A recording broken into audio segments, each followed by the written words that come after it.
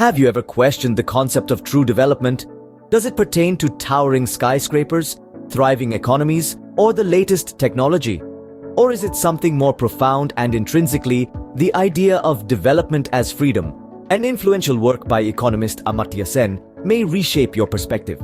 It's not merely about wealth accumulation or GDP growth. Instead, it focuses on expanding human capabilities and liberties, empowering individuals to lead valuable and meaningful lives. Our journey commences with Amartya Sen's pivotal work, Development as Freedom. According to Sen, development surpasses economic growth or material wealth, encapsulating the augmentation of freedoms we value. These freedoms span our autonomy to make choices to our ability to engage in the political, economic, and social life of our community. Sen posits freedom as both the primary end and the principal means of development. Thus, development is not a pursuit of wealth, but an expansion of our freedoms. This concept flips the traditional understanding of development, nudging us to reassess our perspectives and redefine our goals. Stay tuned as we explore this layered concept of development in the next scene. In this chapter, we delve into the intrinsic connection between freedom and development. It's crucial to recognize that freedoms are not just the objective of development, but also its significant means. This signifies that increasing freedoms can generate positive development outcomes. Visualize a society where individuals can freely express their thoughts, select their profession, and participate in the political process. Such liberties can fuel innovation, inspire entrepreneurship, and stimulate economic growth. Consider the role of social freedoms like access to quality education and healthcare. These are not just goals but also means that allow individuals to lead fulfilling lives, contribute to their communities, and engage in the economy. Essentially, broader freedoms can trigger a virtuous cycle of development. This notion, central to Sen's Development as Freedom, urges us to perceive development not merely in economic terms but as a process that enhances our overall freedom and well-being. Stay with us as we explore the multifaceted nature of development in the next scene. In this scene, we explore the goals and methods of development as articulated by Sen. It's not solely about economic growth or GDP enhancement, but primarily about improving human and agency. This viewpoint redirects our focus from material wealth to the individual's abilities to lead valued lives. It underscores humans as agents of change rather than passive beneficiaries of goods and services. It's about granting people the liberty to choose, act, and influence their environment. This agency is the ultimate objective and also the means of development. For example, by improving people's abilities through education and healthcare, we empower them to contribute more effectively in diverse sectors. This dual role of agency exemplifies the necessity for a multidimensional development approach, a concept we will delve into in the next scene. In this scene, we probe the link between economic growth and human freedom through Sen's perspective. He advocates that economic growth is not the ultimate development goal, but a means to an end, that being human freedom enhancement. Growth, while necessary, is not sufficient alone. Its quality, inclusivity, sustainability, and impact on improving life quality are as crucial as its quantity. It should facilitate access to education, healthcare, and other resources that augment human capabilities. Thus, the focus should be not merely on economic growth, but also on ensuring the expansion of human freedoms and achieving broader development goals. This view emphasizes the need to harmonize economic advancement with social justice, a point we further delve into in the following scene, discussing the multidimensional nature of development. In this scene, we unpack the complex relationship between poverty, famines, and the intertwined political and social factors. We review Amartya Sen's argument that famines are absent in functional democracies. This is attributable to governmental accountability facilitated by a free press and an active opposition pushing them into action against poverty and famines. This underlines the significance of political freedoms in fostering human capabilities and mitigating deprivation. Additionally, we scrutinize social elements like inequalities, discrimination, and exclusions that heighten vulnerability to deprivation, emphasizing the need for social justice and equal opportunities in development pursuits. This insight highlights the necessity of addressing both political and social elements in combating poverty and famines, paving the way for our ensuing discussion on the multifaceted nature of development. In this scene, we explore Amartya Sen's analysis of markets and governments in fostering social opportunity and enhancing human capabilities. Sen supports a balanced approach, arguing that neither markets nor governments can single-handedly tackle the complexities of development. Markets, while vital for economic growth, efficiency, and innovation, can inadvertently exacerbate inequalities. Conversely, governments possess the power to regulate markets, redistribute resources, and provide public goods, but can also fall prey to inefficiency and corruption.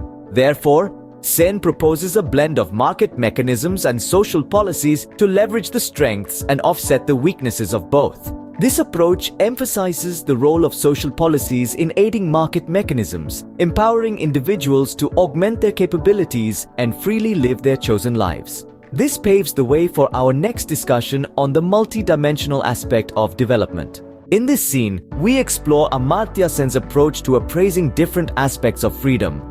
Sen asserts that not all freedoms hold equal weight, some being more vital to development than others. He suggests a framework for determining their relative importance, considering factors like inequality, social justice, and cultural diversity. Instead of viewing freedoms in isolation, Sen views them as interdependent. For example, economic freedom is intertwined with social and political freedoms, while cultural freedom is connected to social and economic ones. Sen champions considering social justice and equality when assessing freedoms, arguing that a society offering equal opportunities for all to expand their capacities is more likely to achieve sustainable development. Moreover, he highlights the importance of respecting cultural diversity when prioritizing freedoms, advocating for a nuanced approach that respects the unique cultural contexts of societies. This appraisal and prioritization of freedoms are instrumental in shaping social policies and guiding development efforts, setting the stage for our next conversation on the multi-dimensional nature of development. In this scene, we delve into a pertinent aspect of development and liberty, gender equality. We examine how Sen's perspective of development as freedom applies to gender dynamics and cooperative conflicts. Sen's influential work reveals how gender inequality can ignite cooperative conflicts, restricting women's rights and impeding overall progress. He asserts that unequal power structures within households, communities, and societies lead to an unfair allocation of resources and disproportionately impacting women. Sen emphasizes the necessity to acknowledge, rectify these imbalances for sustainable growth. He refers to cooperative conflict when cooperative actions, such as household tasks or decision-making, are affected by unequal power relations. These conflicts can restrain the freedom of the less influential party, usually women, affecting their well-being and capacity to contribute to development. Sen underlines how societal norms and cultural influences shape these power dynamics, exacerbating conflicts when they devalue women's work or restrict their access to resources. From this perspective, Sen's approach highlights the importance of advancing gender equality for enhancing freedom and development. He advocates for policies that address these power imbalances, promote gender equality, empower women, establishing the foundation for our upcoming discussion on the multidimensional nature of development. Delving into the intricate relationship between development and freedom, we examine the role of culture and human rights. Amartya Sen emphasizes the importance of cultural diversity in advocating for universal human rights. He proposes a balanced approach where cultural diversity is respected without compromising fundamental human rights. According to Sen, this approach can foster freedom and accelerate development. He disapproves of using cultural practices as a defense to deny or limit basic human rights. Sen's perspective sets the stage for our next discussion on the multidimensional nature of development. It emphasizes the need for policies and interventions that respect cultural diversity while promoting human rights. This, Sen argues, can create an environment where individuals enjoy the freedom to live the lives they choose, thereby enhancing overall development. In this crucial scene, we encapsulate Amartya Sen's principal arguments and insights, addressing the far-reaching implications of his capabilities approach on development theory and policy. Sen's philosophy underlines that development extends beyond economic growth or material wealth to the enhancement of individual freedoms. He posits that freedom is not only the ultimate goal, but also the primary vehicle of development. His perspective challenges conventional economic indicators of development like GDP per capita, advocating for a comprehensive approach that encompasses various facets of human life such as education, healthcare, political involvement, and social opportunities. Through this, he offers a robust framework for addressing urgent development concerns like poverty, inequality, and social exclusion. The capabilities approach not only augments our perception of development, but also delivers tactical insights for shaping development policies and interventions to boost human freedoms. As we progress to the next scene, we will delve into the multidimensional aspect of development from Sen's view. This concept asserts that development should not be solely measured by economic indicators, but by the extent of individual freedoms.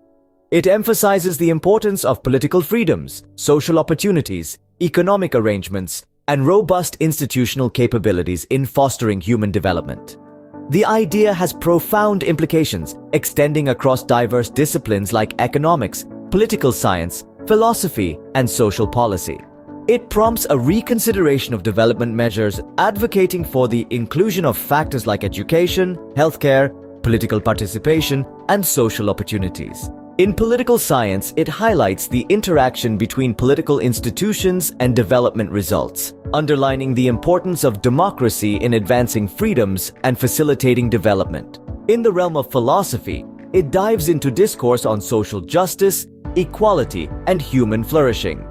It contends that development should not only be assessed in terms of material wealth, but also the capacity of individuals to lead enriched lives and chase their own aspirations. In the realm of social policy, it fuels debates on poverty alleviation, social welfare, and reducing inequality. It offers a blueprint for creating policies that emphasize human capability enhancement and barrier removal for development.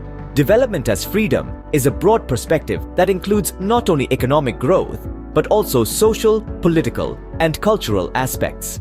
It emphasizes the pivotal role of freedom in fostering human prosperity, prompting us to rethink our approach to development. When you contemplate development next, bear in mind it is beyond mere numbers and figures, embodying people, capabilities, and freedom. In the conclusion, we distill the essential lessons from Amartya Sen's Development as Freedom.